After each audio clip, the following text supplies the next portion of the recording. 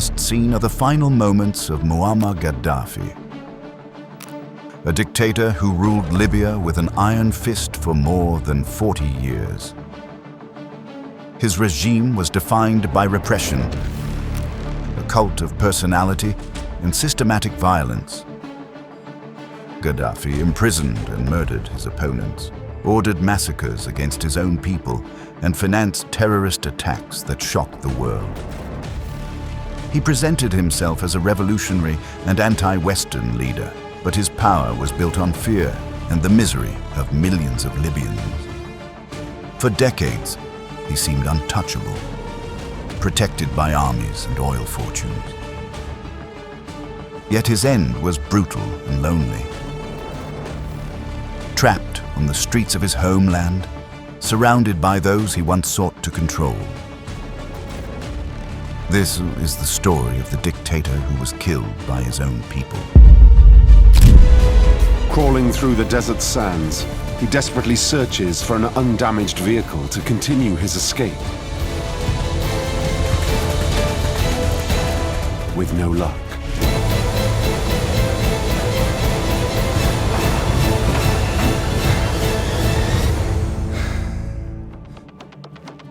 October 20th, 2011. The sun burned over Sirte, Muammar Gaddafi's hometown, as a convoy of armored trucks tried to escape through the ruins. Inside one of them was the man who had ruled Libya with an iron hand for 42 years. But his flight ended abruptly.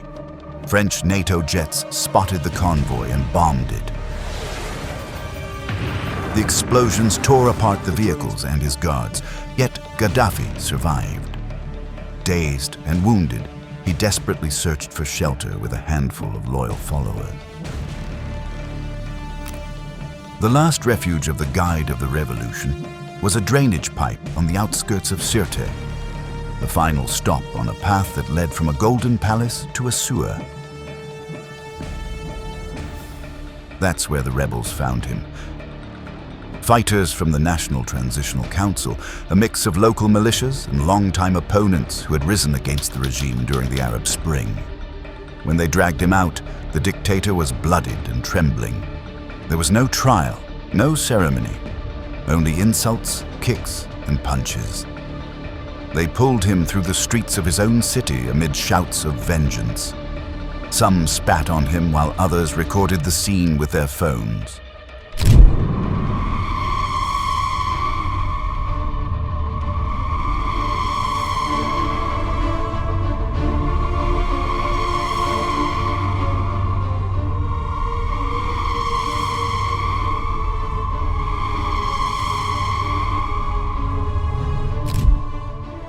The crowd unleashed decades of pent-up rage, and amid the chaos, a gunshot rang out. Then another. No one knows exactly who pulled the trigger, but within seconds, Muammar Gaddafi was dead. His mutilated, blood-soaked body was displayed as a war trophy inside a Misrata freezer, visited by crowds who wanted to see for themselves that the tyrant had fallen. Overnight, the body of the dictator was placed on the ground for all in the city of Misrata to see for themselves. It's expected that he will be buried today in accordance with Muslim tradition, but that funeral may be delayed. The circle was complete. The man who believed himself indestructible, who built golden palaces in the desert and financed armies, met his death in the dry soil where he was born. But how had it all begun?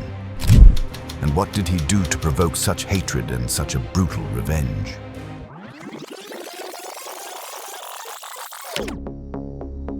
Libya was born as a monarchy in 1951 under King Idris I, a conservative religious leader with close ties to the West. The country, poor and tribal, changed forever with the discovery of vast oil reserves in the 1960s. Yet the wealth stayed in the hands of a few, while the people remained marginalized. Idris, old and sick, was seen as a distant monarch, unable to embody the hopes of a young nation. And in that setting, a young lieutenant emerged, deeply influenced by Arab nationalism, Muammar Gaddafi. Gaddafi in 1969 was an officer at just 27 years old. He was a young, idealistic man who wanted to change Libya. As early as high school, he is recruiting friends that he wants to bring into a revolutionary government sometime down the road. So he planned from way back then, both he and his associates, to infiltrate the army and then use that as the venue to stage the coup. At the head of a secret group of officers known as the Free Officers Movement, he began to plan the end of the monarchy. The operation, codenamed Jerusalem, was carried out on September 1st, 1969. Taking advantage of the king's absence, he was in Turkey for medical treatment. Gaddafi and his men seized barracks, airports, and radio stations. The coup was almost bloodless. Few resisted. Within hours, the royal flag disappeared and the Libyan Arab Republic was born. That same day, the young officer addressed the nation on the radio with a solemn voice. He proclaimed the Libyan Revolution, promising social justice, unity, and freedom. Many Libyans welcomed him with hope.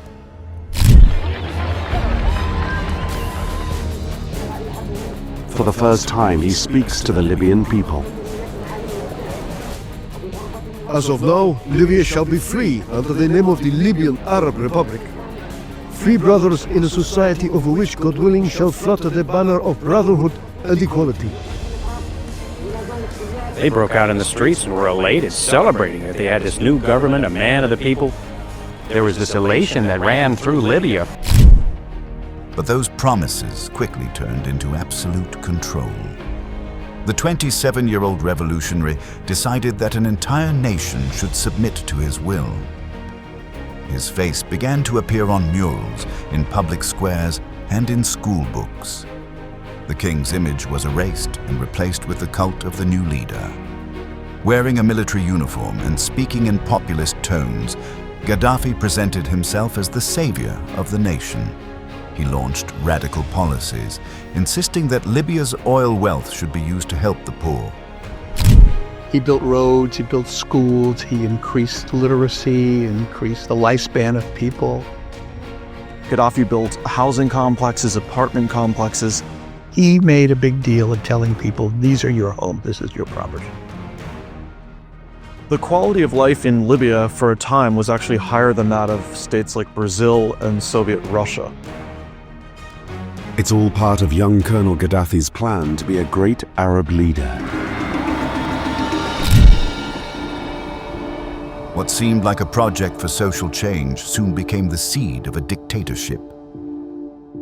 In less than a year, Gaddafi had turned a coup against oppression into a personal regime. The revolution that promised freedom became the foundation of one man's rule. A rule that would last 4 decades. And that wasn't enough. In 1975, Gaddafi published the Green Book, his ideological manifesto, presented as an alternative to democracy and communism. In reality, it was a collection of political delusions and utopian formulas that became the Bible of his regime. Imposed as a mandatory dogma, anyone who dared question it ended up in prison, in exile, or in a grave.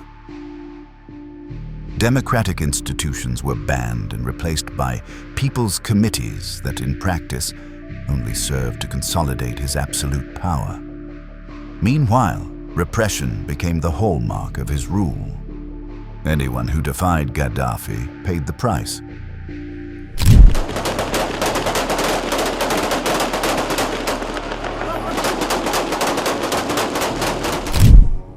But his power fed not only on terror, but also on extravagance. He traveled abroad with his own Bedouin tent, which he pitched in the gardens of European palaces.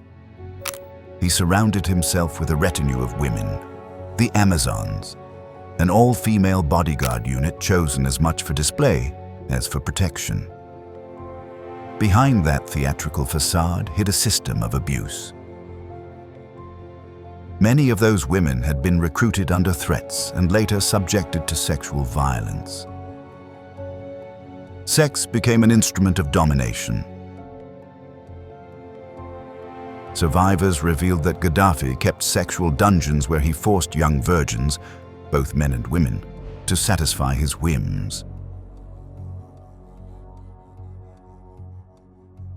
His sons and close aides also took part in these atrocities. The West, fully aware of these crimes, chose to look the other way. Oil was worth more than human dignity. At the same time, the dictator extended his reach beyond Libya through a network of assassins ordered to eliminate dissidents anywhere in the world. Gaddafi demanded gruesome proof, the heads of victims sent to Tripoli inside portable coolers. His eccentricity was a mask for a bloody regime. Behind the colorful robes, Bedouin tents and armed Amazons lay Gaddafi's true face, a tyrant who turned repression and fear into the pillars of his rule, using oil wealth as his shield. Inside Libya, that money bought loyalty. Abroad, it financed terrorist and insurgent movements. During the 1970s and 1980s, Libya became a sanctuary for armed groups.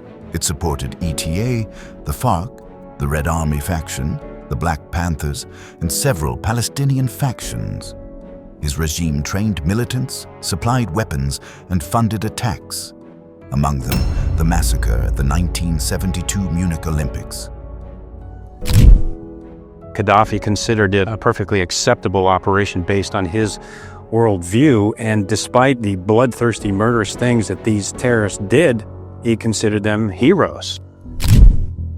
The most infamous attack, however, was the 1988 Lockerbie bombing in Scotland, when a Pan Am flight exploded mid-air, killing 270 people. The investigation pointed directly to Libyan intelligence. The crime brought UN sanctions and turned Gaddafi into an international pariah. Yet neither sanctions nor isolation made him yield. He used oil as a bargaining chip. Whoever wanted access to the black gold had to ignore the atrocities that pleased the brutal dictator. He got a very perverse pleasure out of terrorism. He was just a very, very egotistical man. It was more ego than even ambition. The Colonel's sponsorship of terrorism kills thousands of innocent people, but it achieves his aims. It gets him noticed. He was state terrorist enemy number one, to the point where the U.S. government and the intelligence agencies considered him the most dangerous man in the world. By the 1990s, international pressure and sanctions hit Libya's economy hard. Ever pragmatic, Gaddafi changed course. He accepted partial responsibility for Lockerbie, paid millions in compensation to victims' families, and sought to rebuild diplomatic ties. The strategy worked. By the early 2000s, he managed to court Europe and even the United States, presenting himself as an ally in the fight against terrorism after the 9/11 attacks. It was really a surprise. Gaddafi came out and condemned 9/11, publicly gave his support and sympathy for the victims of 9/11, condemned Osama bin Laden, actually put a warrant out for Osama bin Laden's arrest. In a publicity stunt, Gaddafi offers to donate blood to the victims of 9/11. In Brussels and Washington, he was received with uneasy smiles. The same man who had financed terror now shook hands in Europe. But despite this facade of rehabilitation, nothing changed inside Libya. Power and wealth remained concentrated in the colonel's inner circle, while the people lived amid poverty, corruption, and fear. Gaddafi played both enemy and ally, as long as his power remained intact. He became a figure both feared and, paradoxically, necessary on the world stage. An unpredictable tyrant blending violence, oil, and politics into a volatile mix. Yet his days of absolute rule were numbered. On February 15, 2011 in Benghazi, the first protests ignited what would become an uncontrollable blaze. Inspired by uprisings in Tunisia and Egypt, thousands of Libyans flooded the streets, tired of 4 decades of repression and corruption. Gaddafi's regime responded the only way it knew how, with violence. Tanks, snipers, and warplanes opened fire on unarmed protesters. But brutality didn't stop the rebellion, it fueled it. A wave of revolutionary uprisings start to spread through the Arab world. The Arab Spring. In February, peaceful protests start in Libya. His response was, no, no, no, the Libyan people love me. They all love me. This is al-Qaeda. They've drugged the people, and as he said, as soon as the people come off the drugs that al-Qaeda has drugged them with, they'll come back and they'll realize that they love me. And the United States has put hallucinogens in their Nescafe. He had gone into full-blown delusion at that point. What began as a political uprising quickly turned into a civil war. Deserting soldiers, discontented tribes, and long-time dissidents formed the National Transitional Council, emerging as the voice of the revolution. The country split in two: Gaddafi loyalists on one side and rebels supported by a population that had lost its fear on the other. Defiant, Gaddafi vowed to hunt the rats house by house. But that threat turned against him. As repression escalated and his regime faltered, the international community intervened. In March, NATO launched an air campaign to protect civilians. Though in practice, it decisively tipped the balance against the dictator. French and British jets destroyed arsenals, tanks, and convoys, crippling Gaddafi's forces. By August 2011, Tripoli fell to the rebels.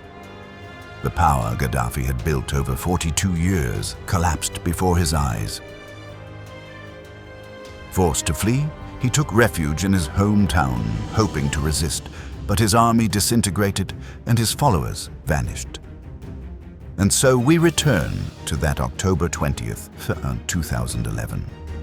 After weeks of siege, Sirte fell. The convoy in which he fled was bombed, and Gaddafi ended up trapped in a drainage pipe, exhausted and bleeding. The rebels dragged him out by force. There were screams, beatings, humiliation, and gunfire. The man who had vowed to die fighting now begged for mercy.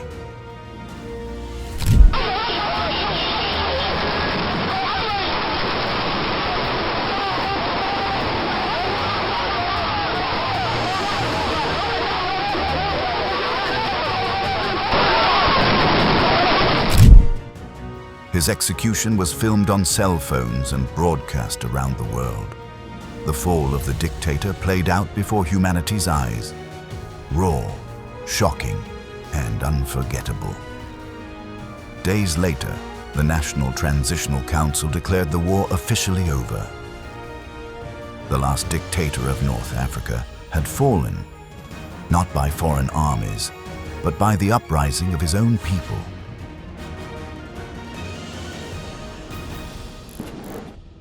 The corpse of Muammar Gaddafi spread across screens worldwide, a symbol of both justice and horror. Yet the fall of his regime did not bring the peace Libyans had dreamed of. The country remained fractured, consumed by chaos and endless tribal conflict. The void he left was never filled, and even today, Libya is haunted by his ghost. The man who promised unity left only division. And thus, we reach the end. If you enjoyed this video, join us next time as we continue uncovering the stories of military history.